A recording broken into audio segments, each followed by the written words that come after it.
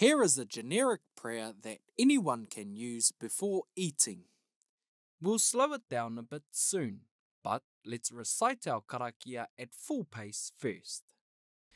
E te atua, whakapaingia e nei kai hei oranga mo o mātou tinana, whāngaia hoki o mātou wairua ki te taro o te ora, ko ihu karaiti hoki tō mātou kai whakaora, ake, ake, āmine.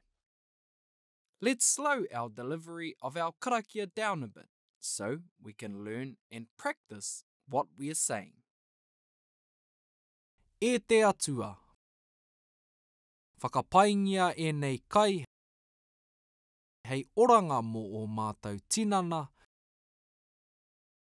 whāngaia hoki o mātou wairua ki te taro o te ora, ko ihu karaiti hoki tō mātou kai whakaora, ake, āmine. And now let's recite our karakia again at the speed it should be delivered.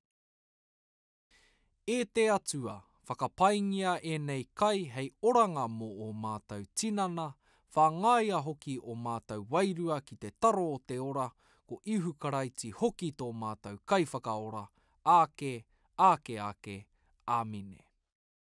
Tēnā, karawhiua.